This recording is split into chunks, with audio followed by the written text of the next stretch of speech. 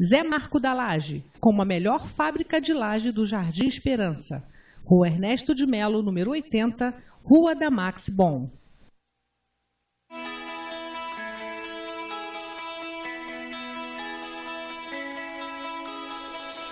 Cruzeiro do Sul, agência de serviços. Escritório especializado em instituições sem fins lucrativos, centros espíritas, igrejas e associações de qualquer natureza. Contabilidade, orientação fiscal e trabalhista. Rua Jonas Garcia, 215, sala 110, Centro, Cabo Frio. Fale com o Gelson, 9979-9797. Cruzeiro do Sul, a sua agência de serviços. Bazar Colonial, Rua Érico Coelho, número 166, no centro de Cabo Frio. Te conclama, irmão, de última hora é agora, a ser mais um dos trabalhadores de Jesus. Este templo de amor e de paz, que ao despertar de um novo homem nos induz. Este tempo de amor.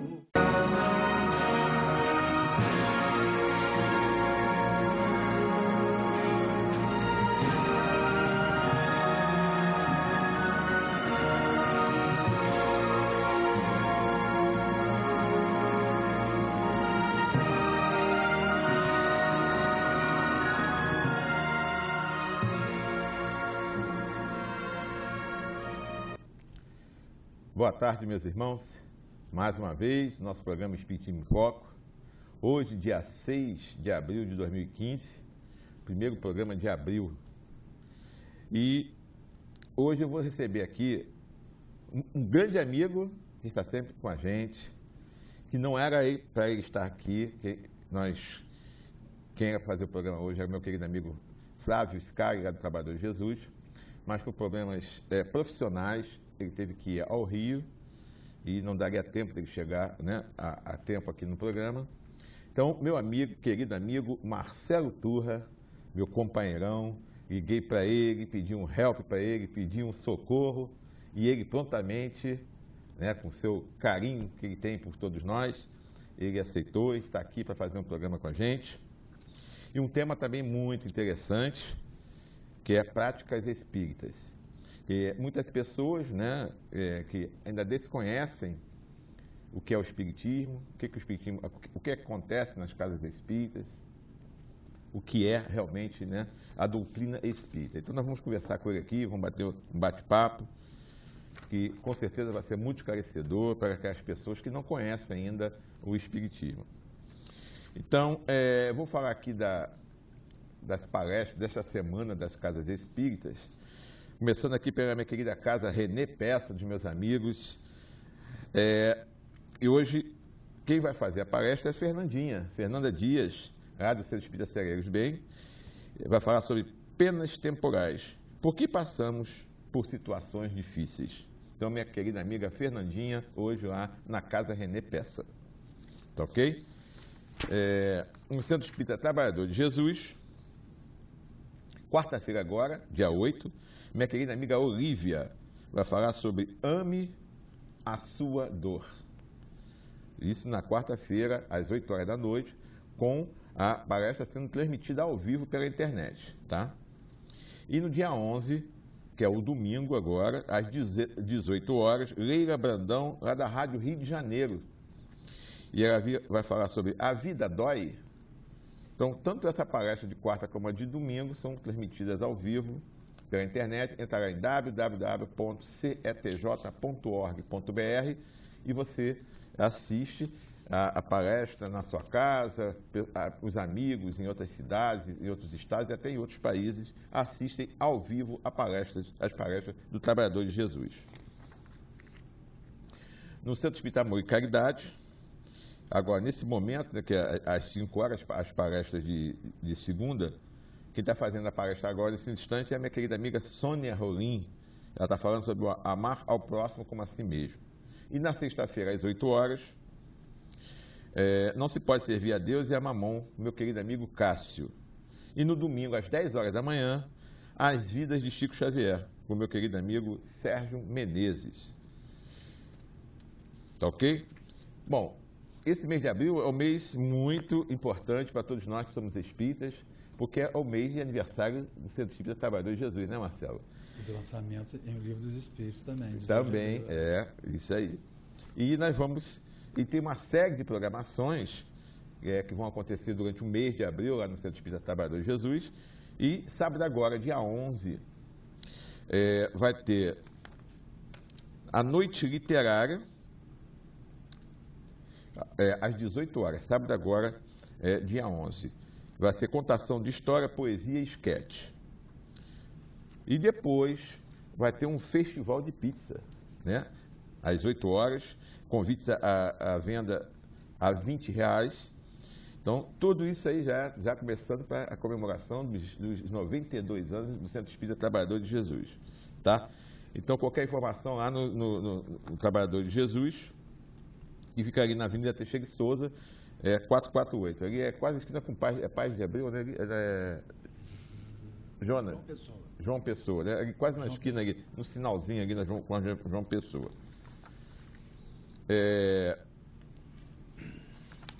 Vai ter também, aí isso é no sábado, dia 11. No dia 12, 9 horas da manhã, 8 horas da manhã, de 8 às 12, tem um seminário com Fábio Nunes, em busca do Jesus real. Então, sábado e domingo. Sábado às 18 horas, lá com a Noite Literária, depois o Festival de Pizzas. E no domingo de manhã, 8 horas da manhã, seminário em busca do Jesus real, com Fabiano Nunes, tá? De 8 a meio-dia. Tá ok? Nós vamos passar então rapidinho ao apoio cultural. Estamos aguardando também meu querido Marcos chegar, porque está chovendo em Cabo Frio e o Marcos, quando chove, fica difícil de andar de bugre, né? Acho que ele deve estar pegando algum dilúvio aí no caminho que não conseguiu chegar aqui até agora. Mas ele deve chegar. Se não chegar, nós vamos fazer o programa, eu e meu querido amigo Marcelo. Tá? Então vamos passar rapidinho ao apoio cultural e voltamos já já.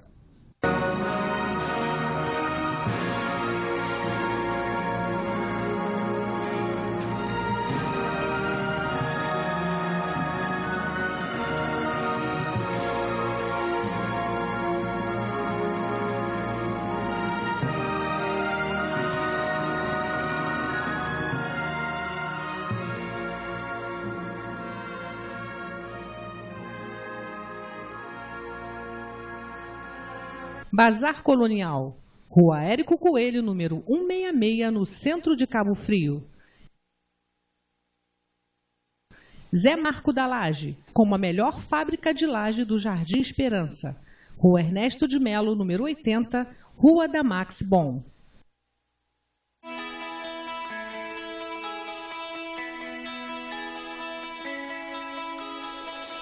Cruzeiro do Sul, Agência de Serviços. Escritório especializado em instituições sem fins lucrativos, centros espíritas, igrejas e associações de qualquer natureza. Contabilidade, orientação fiscal e trabalhista. Rua Jonas Garcia, 215, sala 110, Centro, Cabo Frio. Fale com o Gelson, 9979-9797. Cruzeiro do Sul, a sua agência de serviços. Te conclama, irmão, de última hora é agora, a ser mais um dos trabalhadores de Jesus.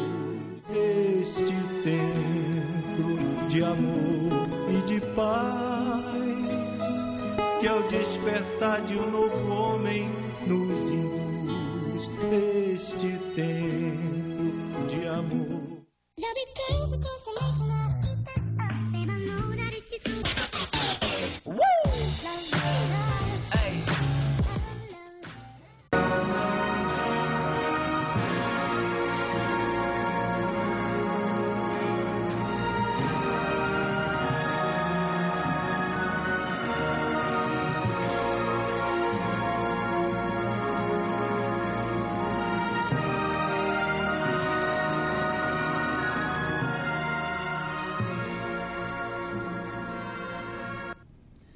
Bom, nós voltamos ao nosso apoio cultural. Eu já ia falar para as pessoas, né, que eu esqueci, mas você que quiser ligar, fazer uma pergunta para o Marcelo, né, do nosso tema de hoje, ou só para participar do sorteio, que será no final desse mês de abril, liga aí, bota na telinha para a gente aí, Davi, isso aí, ó. O telefone é 2648-9008, tá bom? Também nós estamos aqui com a internet aqui. Quem quiser também fazer pergunta pela internet, pode fazer perguntas aqui pelo nosso Facebook, aqui do Espiritismo em Foco, tá? E todos os programas que acontecem aqui, nesses 5 anos de programa, estão lá no nosso site. Quem quiser entrar em www.espiritismoemfoco.com.br. Nós estamos lá com mais de 200 programas já lá no nosso site. Entra lá, escolhe o tema, está aí na telinha o nosso site, e você escolhe o programa, o tema e assiste lá, tá ok? Então, antes de nós começarmos a conversar com o Marcelo, vamos pedir que ele faça uma oração para todos nós, para a gente possa ter um clima bacana, de harmonia, de sintonia, para que a gente possa fazer um programa que seja do agrado de todos e que possamos tirar o máximo, né, das dúvidas das pessoas, tá? Então, vamos juntos agora com o Marcelo ouvir a oração. Amigo Jesus, amigos invisíveis que se acham junto a nós neste momento, amigos encarnados que assistem a gente nos seus lares, que vibram, que carregam suas dúvidas, que carregam suas lutas íntimas. Nós agradecemos, Senhor, a bênção de estarmos aqui reunidos em Teu nome, levando as reflexões espíritas aos lares de Cabo Frio, aos lares amigos, levando a reflexão espírita, Senhor, àquelas pessoas que têm ainda dificuldade de vencer o preconceito, as lutas de foro íntimo e chegar até uma instituição espírita séria e discorrer sobre os assuntos que tanto criam, por muitas vezes, dúvidas e dificuldades nas suas vidas. Nós te pedimos, Senhor, que juntos na tarde de hoje nós possamos pensar sobre o Espiritismo e pensar sobre as ideias que ele sugere a cada um de nós, de forma simples, sem firulas, sem maneirismos, sem exageros. Simplesmente pensar, Senhor, sobre aquilo que vem reformulando as nossas vidas. A minha vida, a vida do Renato, do Marcos e dos demais companheiros espíritas que ora nos assistem. Em verdade, Jesus, o que nós queremos é que esse Espiritismo, que vem nos renovando, vem nos fazendo um pouco mais livres, igualmente seja uma chave de libertação para aqueles nossos irmãos que desconhecem essa possibilidade. Nós não estamos aqui, Jesus, para dizer que o Espiritismo é o melhor que há, mas nós gostaríamos que ele fosse enxergado como uma possibilidade boa, que os homens que têm dúvidas sobre a vida não deveriam descartar. Abençoe-nos e guarde-nos hoje e sempre. E siga conosco, Mestre, nos acompanhando até o final de mais esta oportunidade de nos acharmos juntos aqui. Seja conosco hoje e sempre. Graças a Deus. Graças a Deus. Meu querido amigo Marcelo, esse tema é um tema interessante. práticas espíritas. A gente sabe que hoje, né, Marcelo, que o espiritismo hoje, em relação a 30, 40, 50 anos atrás, hoje está bem mais aceito, e as pessoas, através da televisão, né, da mídia agora, na internet, as pessoas estão tendo mais contatos, estão conhecendo através das novelas, né, da televisão. Muitas pessoas já estão conhecendo melhor o espiritismo e já tiraram muitas dúvidas e principalmente ideias erradas sobre o espiritismo.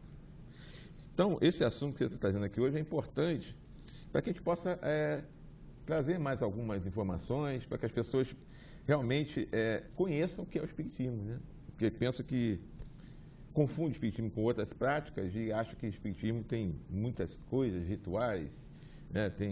Então, nós vamos entrar nisso aqui. Primeira coisa, no espiritismo existe ritual? Ou quais são os rituais do espiritismo?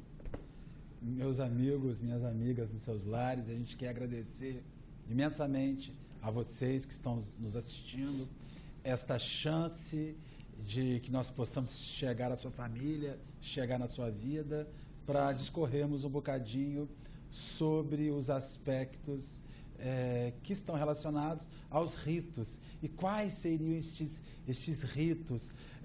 Renato, sempre escutamos assim, eu fui num centro espírita e lá eles faziam isso. Ou eu fui num lugar, na casa de fulano, de dona fulana, ou eu visitei determinado ambiente espírita, onde lá eles faziam isso. Bem, sobre os ritos espíritas, nós temos que fazer uma reflexão e é preciso que a gente volte até uns séculos antes, quando o espiritismo chegou aqui. Quando o primeiro núcleo espírita chega aqui em meio ao Brasil, no final do século XIX, nós vamos achar uma região, nós vamos achar uma nação que tinha, por lei inclusive, uma religião que regia à época, o catolicismo romano, que era a religião vigente naquela época. Havia uma lei do governo imperial que proibia terminantemente, até, se não me falha a memória, em 1888, o estabelecimento de outras religiões nas nossas terras que não fosse o catolicismo, que vigorava por lei e por ter vindo de Portugal com os portugueses para ampliar-se nas nossas terras.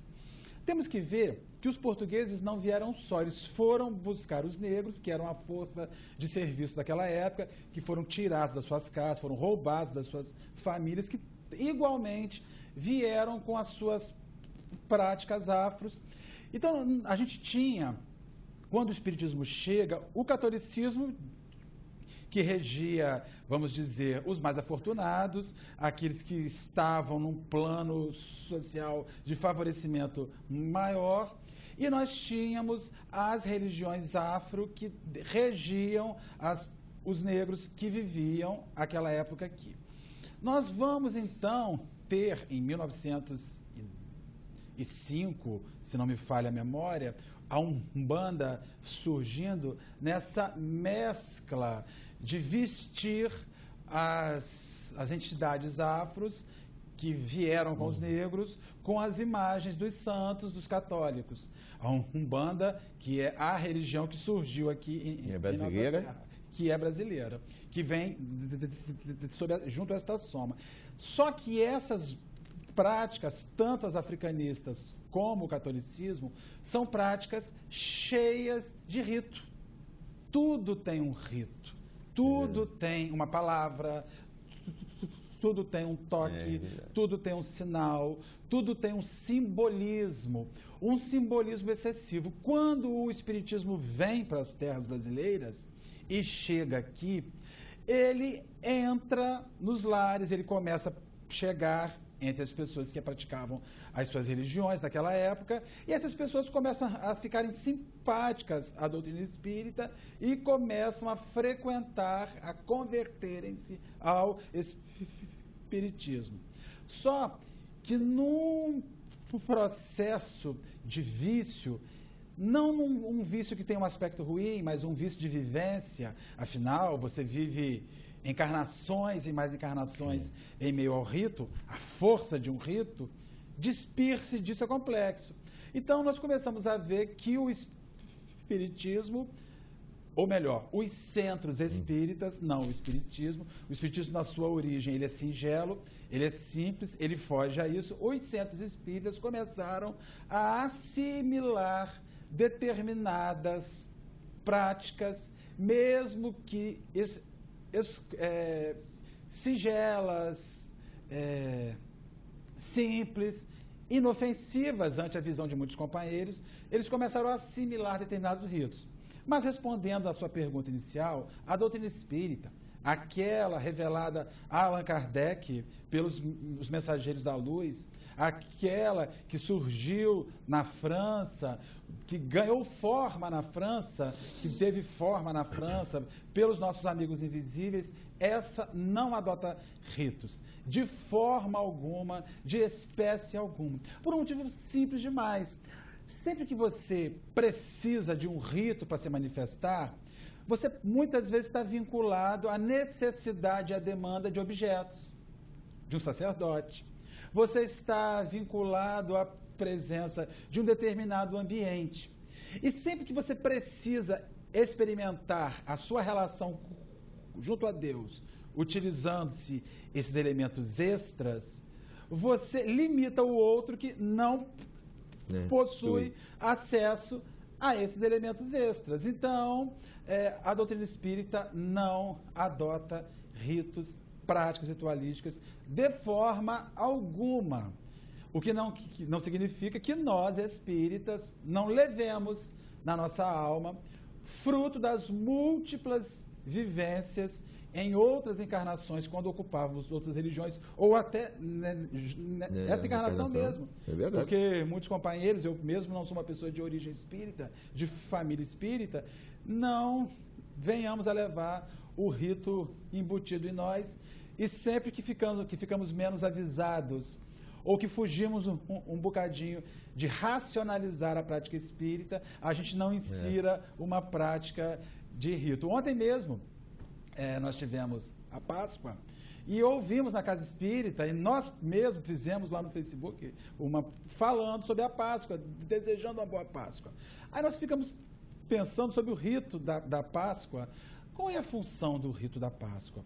É um rito que diz respeito a um povo, a uma área, a uma época, e que foi abraçado pelo catolicismo vigente. Não há qualquer informação em a codificação espírita sobre isso. Mas ontem nós presenciamos muitos companheiros nas casas espíritas desejando boa Páscoa. O que é um rito? O que é ruim? Não, mas ressalta a desinformação e ressalta ainda os nossos hábitos, os nossos vícios em repetirmos práticas de religiões outras de onde somos oriundos e que nós deveríamos estar nos esforçando em nos tirar o vínculo. Até porque, dizemos aos companheiros, se essas religiões nos saciassem com os seus ritos quando estivéssemos lá, por que nós viemos para o centro espírita? Por que nós não continuamos por lá? Então, é preciso que a gente repense essas enxertias ritualísticas que nós viemos fazendo na casa espírita e que algumas vezes podem estar subvertendo a simplicidade e a originalidade do espiritismo que nós precisamos resgatar.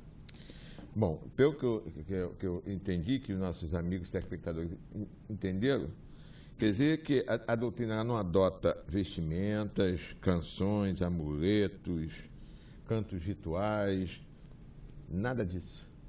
É verdade isso? Porque não tem isso. Isso é um negócio muito sério. Para você ser espírita, você não precisa usar uma roupa especial, tomar bebidas, acender incensos, charutos, cigarros, atender a interesses materiais, usar imagens, usar qualquer elemento que identifique músicas em outras línguas, preces em outras línguas, palavras mágicas, amuletos, elementos qualquer de fora que possam significar e representar de verdade a sua relação com o invisível, que foge a isso. A gente observa que nós, que detínhamos uma prática ritualística quando estávamos em outra religião, ou ainda aqueles companheiros, o rito tem uma função, Renato, por diversas vezes como se fosse um interruptor. É aquilo que acende a nossa relação com o mundo invisível. Então, nós iniciaremos a nossa relação com o rito, com o invisível, com o superior, quando vestimos uma roupa especial. Quando nós acendemos um incenso, imediatamente aquilo reporta a nossa mente ao espiritual. Então, assim, vamos fazer um silêncio e orar, vamos fazer a meditação. Então, vamos acender o incenso, vamos apagar a luz, ou seja, já começamos a organizar o nosso ato ritualístico, e isso daí ressalta o quanto estamos vinculados a essas práticas. Mas nós temos os nossos irmãos. Se você, meio-dia, tiver 5 minutos, se você for em frente à lagoa ou em frente ao mar e olhar para o mar e observar aquela imensidão, e fizer uma oração silenciosa, ainda que os carros estejam do seu lado, que o sol esteja alto, você vai estar fazendo a sua relação com o mundo invisível sem propriamente estar organizando esta questão de rito. Nós ainda observamos determinadas instituições espíritas, e isso é complexo, muito complexo, né? São os centros com as mesas brancas, são as casas espíritas que enfeitam as suas áreas públicas, os seus salões, com imagens de santos, ou com Jesus, ou com aparatos. É ruim? Claro que não é ruim, isso é agradável aos nossos olhos.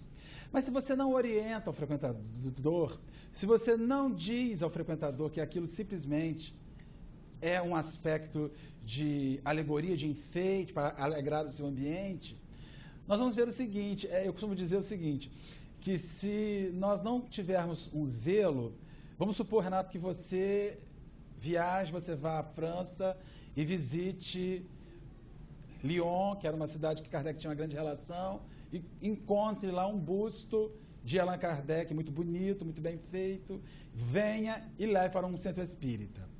Então as pessoas vão dizer assim, Renato, que busto, senão o busto não pode ficar escondido. Vamos arrumar um cantinho para colocarmos o busto ali.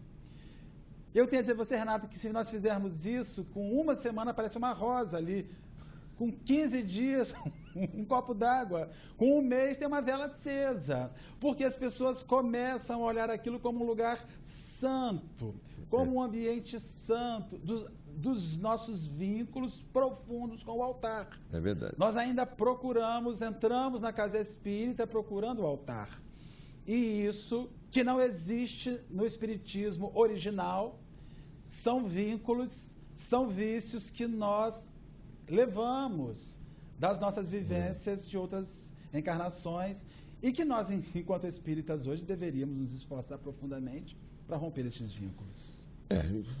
Você falando isso tudo, o Marcelo, você vê, nós, né, as pessoas que estão dentro do espiritismo, que estão dentro da casa espírita, sabe que não tem nada disso, né, tem essa dificuldade. Imagina as pessoas que não são espíritas, que não conhecem o espiritismo e fazem a relação do espiritismo realmente com Umbanda, né? Com todo respeito. Com todo respeito, sim, a Umbanda é maravilhosa. Eu conheço, tenho muitos amigos de Umbanda e fazem uns trabalhos maravilhosos, mas que são bem diferentes em termos das suas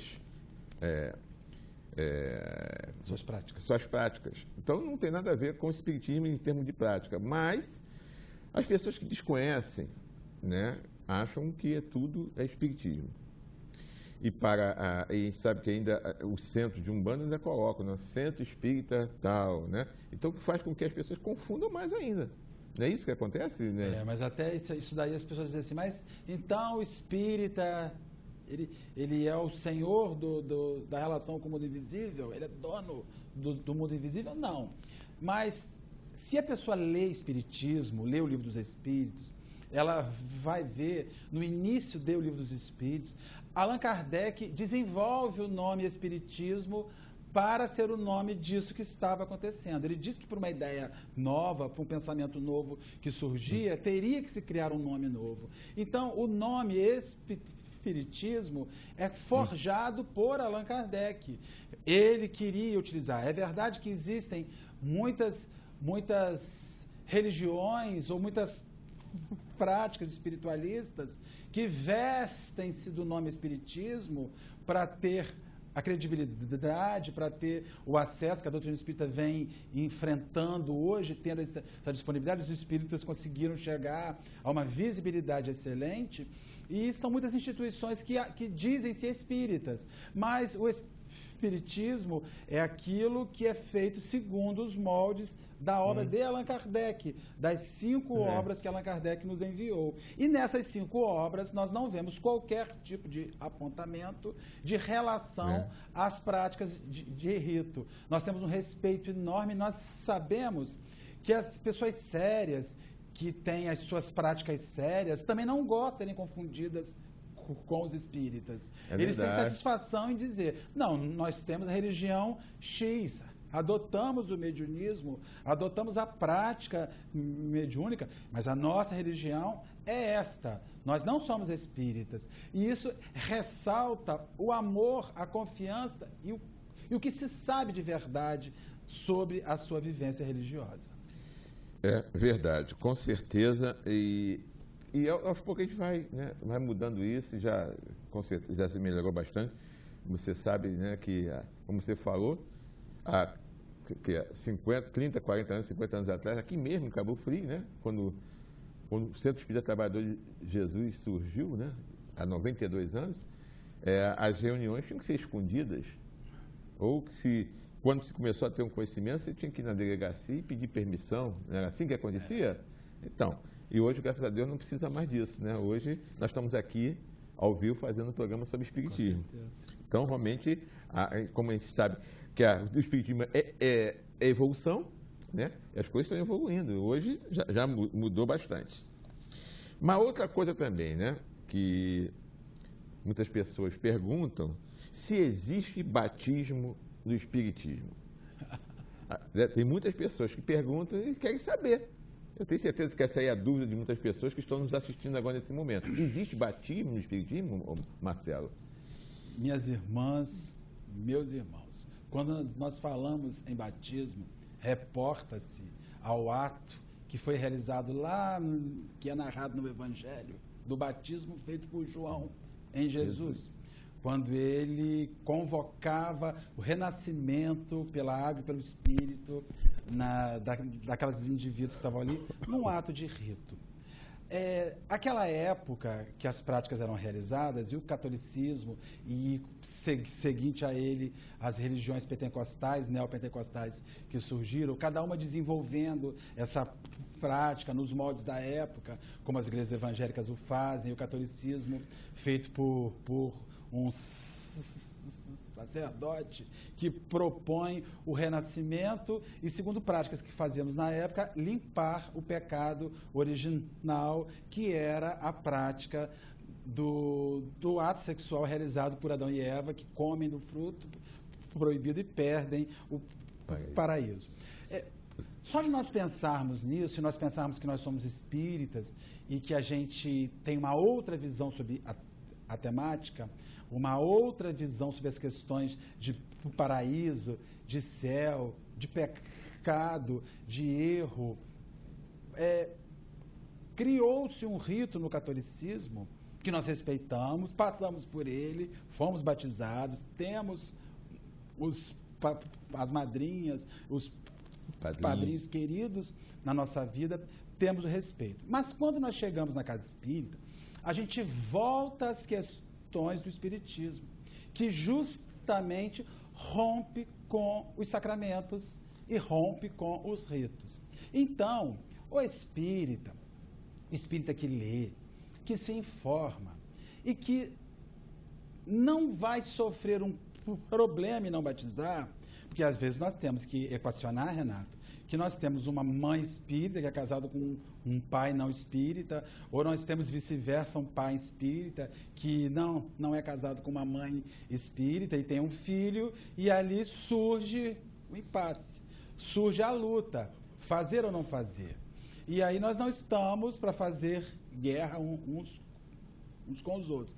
Então é preciso que seja um ato sempre muito bem refletido, um ato muito bem reflexivo, até porque quando você aceita e adota uma prática de religião alheia, da qual você não está inserido, e que você sabe que não vai dar prosseguimento na informação e no aprendizado do seu filho naquela religião, você mente para a religião. Você desrespeita a outra religião. Então, um espírita que apresenta o seu filho a uma pia batismal do catolicismo é uma pessoa que não está respeitando, mesmo que isso seja feito de forma inconsciente, a seriedade e a verdade da fé no qual apresenta o seu filho. Precisamos dizer para os nossos amigos, para os nossos companheiros, que estes ritos não podem ser, não deveriam ser, até pode, mas não deveriam ser atos sociais. Normalmente as pessoas cedem não à religiosidade, mas cede às pressões sociais. Temos companheiros espíritas que são obrigados a sair das suas cidades para batizar os seus filhos em outros municípios, porque não querem que a comunidade espírita presencie, que ele levou o filho num templo para ser batizado, porque a família pressionou e ele não encontrou argumentos ou ele não encontrou elementos que justificassem a não realização daquela prática específica. A doutrina espírita não batiza, não exerce essa prática. Primeiro porque isso, além de não ser uma prática que nós adotemos, de uma certa forma, utilizar isso seria desrespeitar os dogmas da Igreja Católica, quando nós cumpriremos um rito que é eminentemente nascido na Igreja Católica, mas que não representa o que a gente acredita, o que a gente entende como representação. Aiba Schutel diz que o batismo melhor que o espírita deveria fazer para o seu filho é apresentar o seu filho, Renato, ao Evangelho. Esse é um batismo excelente, segundo Aiba Schutel. Apresente o seu filho ao Evangelho, apresente o seu filho esta mensagem de renovação, forme o seu filho em valores espirituais que o Evangelho nos orienta, nos ressalta, e aí sim, você vai estar em fogo e em espírito, fazendo um batismo, uma renovação na alma do seu filho, no espírito do seu filho. Então, no Espiritismo não tem batismo? Não tem. Não há prática de batismo. As pessoas assim o fazem, como eu volto a dizer, para se livrarem, algumas vezes, dos entes queridos, dos familiares, dos amigos, que não aceitam essa não prática, ou o fazem por desinformação. Aí nós temos que dizer, há muito espírita batizando seu filho por desinformação. E por utilizar, Renato, uma frase que nós ouvimos muitas vezes: se mal não faz, por que não fazer? Olha, eu não vou realizar em respeito à prática alheia e como uma forma de ratificar o conhecimento espírita que eu estou adquirindo nos valores reais, no que é efetivamente real e importante na minha vida e nessa caminhada religiosa. Bom, meus queridos amigos, meu querido amigo Marcos chegou. Ele conseguiu, acho que deve ter vindo nadando, né? Porque nessa chuva aí, né? Porque ele atrasou, com certeza, porque está caindo algum dilúvio lá no jardim? Não, o bug quebrou. Ah, o bug quebrou? Mais uma vez? Mas então, mas ele chegou. É importante que você está aqui, e nós estamos conversando sobre práticas espíritas, e então o batismo não existe, mas e o casamento espírita, Marcelo? Existe casamento espírita? Você já viu alguém se casando no centro espírita? Já. Já? Eu já casei, não no centro espírita, mas já fomos a algumas residências. Isso é um outro equívoco que é complexo demais. em nós conseguirmos mudar essas imagens. Porque é aquela questão, as pessoas vão se unir e elas querem apresentar à sociedade, de alguma forma, festiva, alegre, uma bênção, né? A bênção. Que bênção nós vamos ter por fazer esse ato? Essa bênção ela é divina. Essa bênção ela é maior nessas duas almas, esses dois espíritos que estão se revendo nessa encarnação e estão em busca de fazer os seus ajustes encarnatórios. Assim sendo, sob o aspecto de rito, o casamento da mesma forma não existe. Este rito que se faz, este processo todo festivo, com práticas, padrinhos, vestimentas, roupas, ambientes, flores, festas, nestes excessos que, de uma certa forma, não representam a verdade dos laços mais fortes que unem aqueles indivíduos. Chico Xavier nos diz, recebendo o espírito André Luiz em Conduta Espírita, que a doutrina espírita não adota e não abraça esses ritos. O que não invalida, quando as pessoas vão se unir, alguém que está próximo, alguém afetivo, algum amigo, que queira invocar uma oração em favor daquelas pessoas. Mas, Renato, nós já passamos por fases sérias. Eu não sei se você se lembra, quando estávamos juntos nos Ceareiros do Bem, aquela casa amada que ajudamos a edificar, tínhamos um amigo que hoje está em lides evangélicas, que uma ocasião chegou com sua companheira e levou o par de alianças para que nós pudéssemos abençoar. E ele queria que as alianças ficassem sob a mesa que tínhamos, onde realizávamos a reunião pública. E eu comecei a conversar com o companheiro, que aquilo não mudaria em nada, as suas relações, o seu matrimônio. Mas ele queria, então o que eu fiz? Eu botei em cima da mesa, botei um livro em cima, para que as pessoas não vissem aquilo e não pudessem desencadear a bênção das alianças dos Ceareiros do Bem. E achar que aquilo seria uma coisa normal acontecer, que ocorre isso. Mas eu particularmente, sou chamado frequentemente para celebrar casamentos. Porque já tive a oportunidade de fazer orações por amigos queridos, por pessoas próximas. Há mais ou menos uns 6 ou 7 meses, recebi um e-mail de uma companheira que nos viu numa instituição, me perguntando quanto eu cobrava para fazer o casamento do irmão dela, que seria num sítio, pelo que ela me disse, bem agradável, e que ela me mandaria um carro buscar. Eu quase tive um infarto quando eu li aquele e-mail, porque vi o quanto as pessoas nos olham, ou olham o companheiro espírita, aquele que se evidencia, que fala em público, ou que vem aqui com os outros, como alguém de cunho sacerdotal. Eu respondi à companheira que nós não fazíamos isso, e realmente não fazemos mais hoje.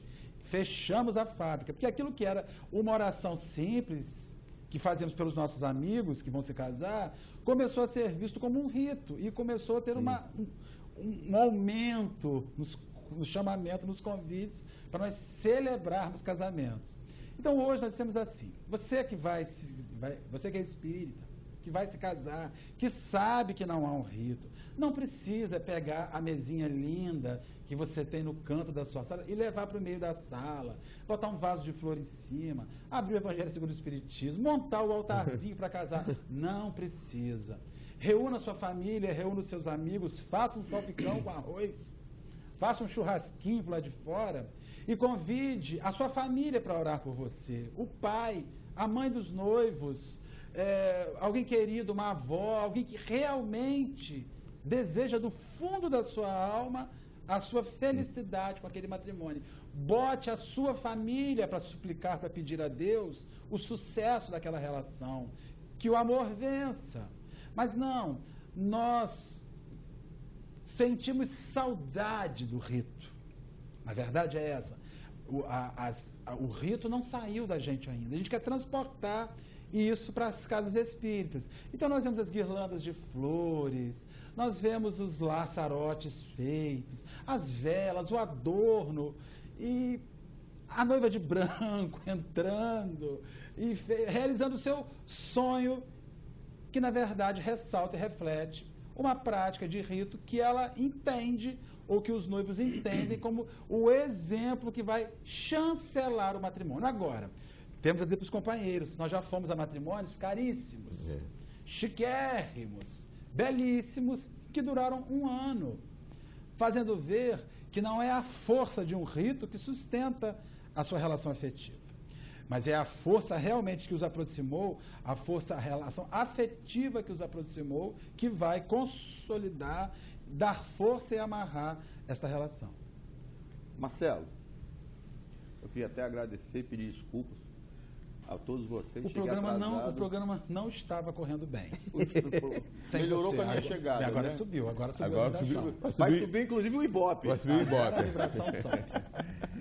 É que eu tenho um problema sério de karma, já que a gente que é o meu bug. Esse bug realmente é seu Esse karma. bug é... Esse aí é. Não, e ele funciona também como desculpa para os meus atrasos, né? É. Na verdade, dessa vez foi ele mesmo. Mas, Marcelo, olha só. Você está falando que na doutrina espírita não tem ritos para o casamento, mas atualmente a legislação brasileira, ela considera como legal o casamento religioso.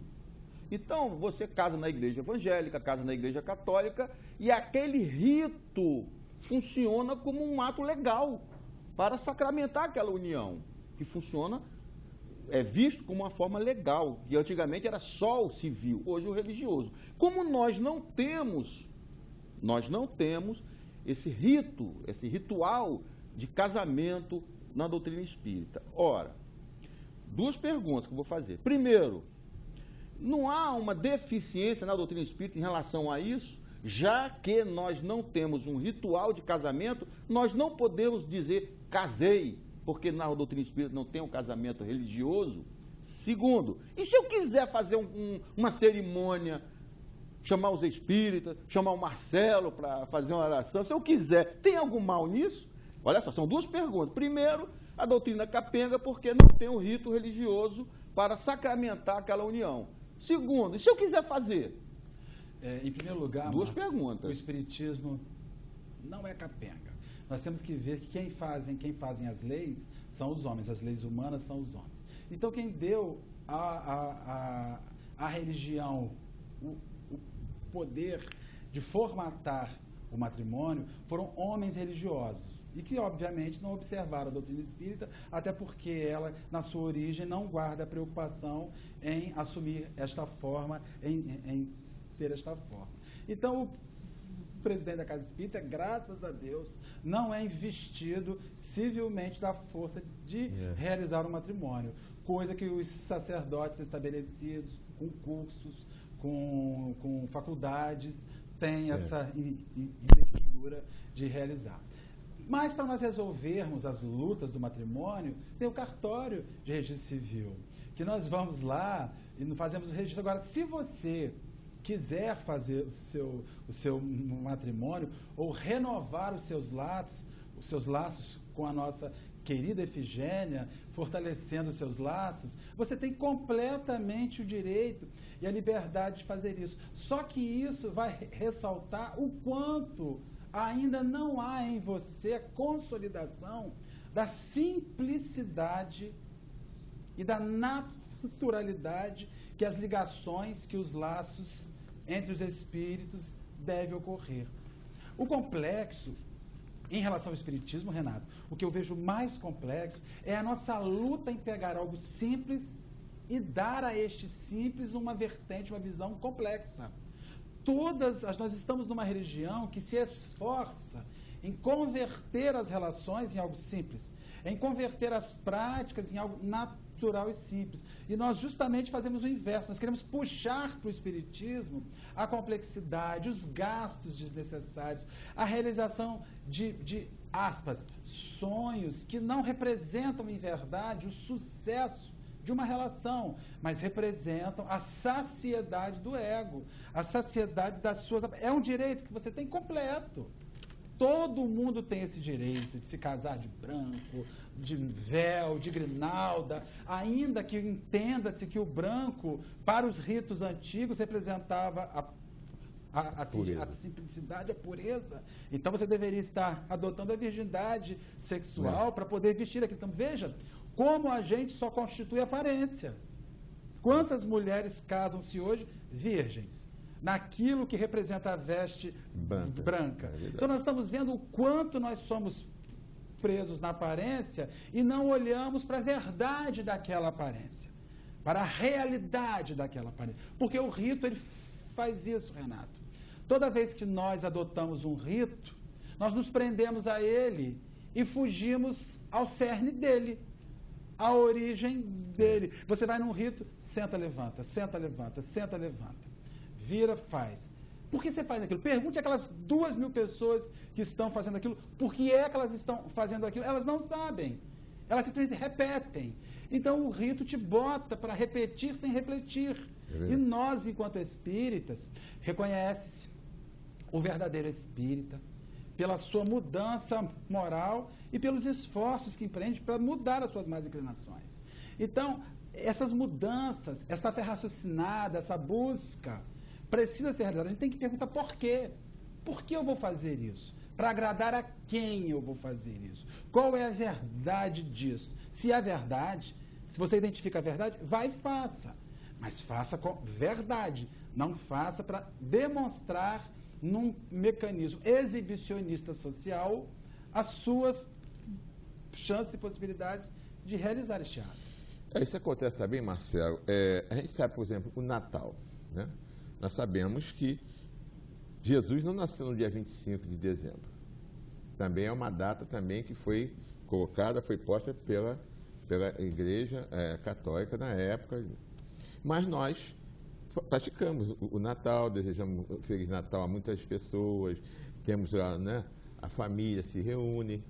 Então, a gente sabe que não tem nada, não tem problema nenhum. Isso não vai mudar em nada a relação das pessoas, mas a gente sabe que, como a Páscoa, como o Natal e outras solenidades que acontecem, a gente sabe que, mas, como você falou, como os nossos hábitos, né, os nossos costumes de outras religiões, né, eu mesmo, também eu era católico, eu me casei na Igreja Católica, há mais de 30 anos atrás, mas me casei. Então, como a gente traz isso já, né, de outras vidas, dessa vida, realmente... Se me permite uma parte? É difícil, né? É difícil sim, mas olha só, no final de ano, festas natalinas, nós nos sensibilizamos. Então é a época de nós nos acertarmos, nos pacificarmos. Mas eu fico perguntando aos companheiros, será que a gente só deve se pacificar em dezembro? Janeiro não é mês de pacificação? Fevereiro não é mês de pacificação. Sempre. Março também não é mês de pacificação. Abril não é mês de fazer uma ceia e reunir a família. Maio não é período de nós nos reunirmos para fazer um amigo oculto e celebrarmos a família. Veja bem, nós não estamos aqui de forma alguma mudando os paradigmas, não vão mudar. Isso existe, está estabelecido, porque são ritos estabelecidos e consolidados. Nós estamos dizendo que para nós podermos mudar os ritos, eles deveriam ser práticas cotidianas, corriqueiras. Celebrar a fraternidade sempre. Celebrar as transformações sempre. Celebrar Jesus e o seu nascimento na nossa vida sempre. Mas não funciona assim. É como se nós nos invernizássemos numa época e deixássemos um bocadinho de fora o que é a nossa síntese para sentirmos o espírito que aquela data nos arremete. É importante? É um alerta, é um chamamento. Mas nós temos que lembrar aos nossos irmãos que os bons homens não são feitos de datas, até porque disse-nos o Senhor. O homem, ele não foi feito para o sábado. Mas o sábado, este sim, foi feito para que os homens utilizassem. Se nós nos fixarmos numa data, se nós nos fixarmos num ato puro e específico, nós vamos deixando... Vimos agora recentemente, na Semana Santa, alguns companheiros que fazem abstenção de carne vermelha em um dia. Isso é um rito, isso é um exemplo de que nós estamos oferecendo a Jesus o nosso sofrimento, o nosso reconhecimento pelo seu sofrimento. Jesus quer de você sua transformação, sua mudança moral, a sua valoração do próximo, a sua valoração do ser humano e o seu salto quantitativo em termos de uma qualidade de existência, de vida. Toda vez que nós nos atemos aos ritos externos, é como se nós pacificássemos o interior. Se esses ritos transformassem realmente as pessoas, se transformassem, seria maravilhoso. Mas só que não muda. Só que não muda. Então, esse é então que é o a gente problema. vai vendo esse mecanismo que o rito ele vai sustentando algumas ideias, mantendo essas ideias vivas, mas mantém os homens enfronhados nos mesmos equívocos, nos mesmos atos sofríveis. Então, se o rito não muda, para que ele serve? Com certeza. Ele fica no automático. Não tem... Aqui, Jesus falou, a gente tem que ter a mudança, amar ao próximo, né? Amar a Deus, sobre as coisas, o próximo a nós mesmos. Isso é que é importante, isso é que Jesus quer da gente. Ele não quer que você faça ritual, que isso aí não tem valor nenhum. Jesus não tinha isso. Jesus não tinha ritual nenhum. Jesus não fazia nada disso. Pelo contrário, né? É uma vida simples, bem simplesinha, bem humilde e que mostrava, né, as coisas com simplicidade. E sabe que isso tudo foi criação do homem, né, Marcelo? Foi o homem que criou tudo isso aí. Então, Marcos, quer fazer uma pergunta? Pode fazer aí para ele. Eu queria fazer uma pergunta, já que o Marcelo está falando sobre ritos e rituais. Marcelo, eu sou espírita. Como espírita, eu posso aprender ali dentro a fazer um feitiçozinho, uma macumbinha, um despacho. Chamar o seu amor de volta em... Chamar o meu amor de 3 volta. dias. Em 3 dias. Traga descobrir o seu... os números da Mega Sena. Não, porque como espírita, a gente lida com o espírita, lida com o espírito.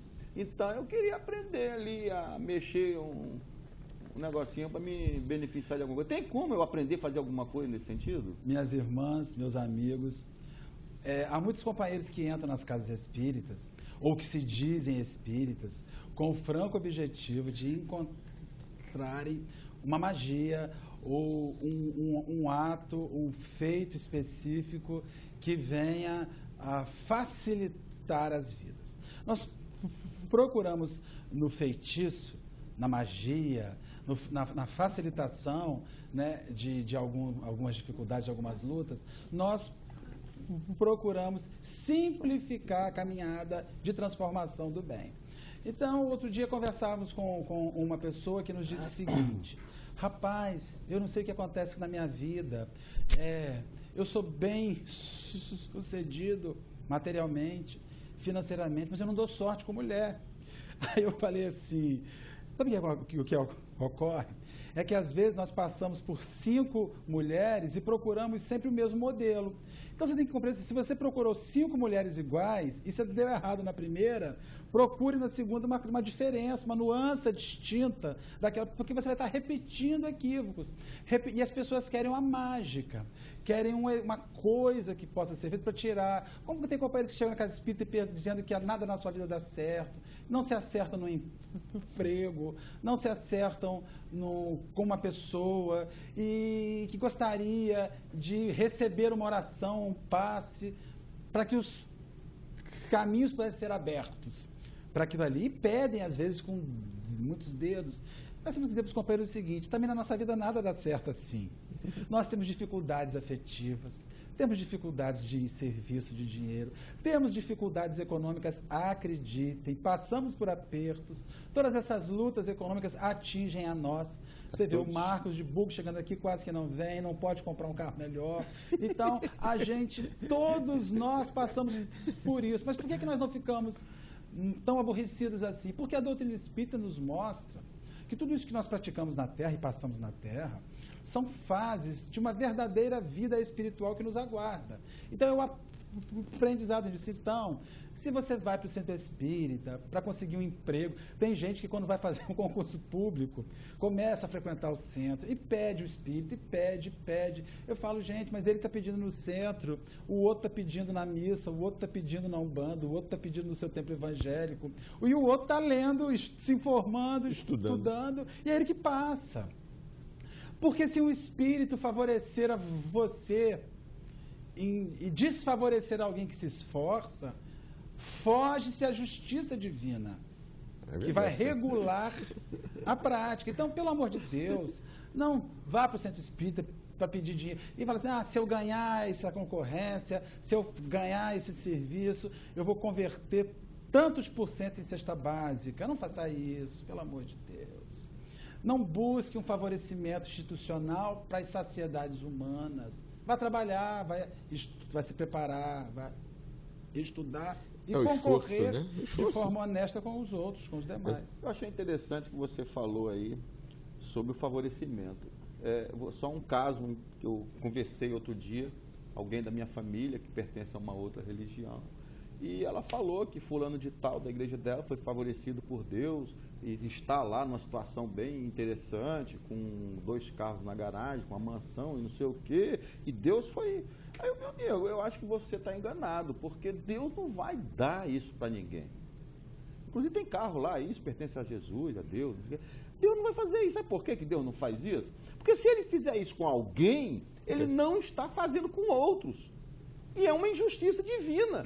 Então, Deus é pior do que a gente. Porque se a gente colocar nessa situação de que Deus deu para um e não deu para outro, nós estamos colocando Deus num patamar muito inferior. E se isso realmente fizesse a diferença, se este sucesso material realmente representasse diferença, Jesus teria sido multimilionário e não um carpinteiro miserável, pobre, que andava entre os pobres, chamando os pobres mais pobres para estar junto dele e mudando a vida dos outros, de sandália e de roupão. Então, se isso representasse efetivamente o amor de Deus pelos seus filhos, ele teria feito que Jesus nascesse junto como filho de Herodes. E tudo seria muito mais simples, tudo seria muito mais fácil. Como os judeus queriam, né? Que ele nascesse rei. Exatamente. Que fosse o rei. Então a gente sempre fala isso para os nossos companheiros e a gente ressalta, nós não estamos aqui definitivamente criticando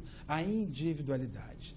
Cada um vive e procede como quer, mas não tem o direito de fazer uma enxertia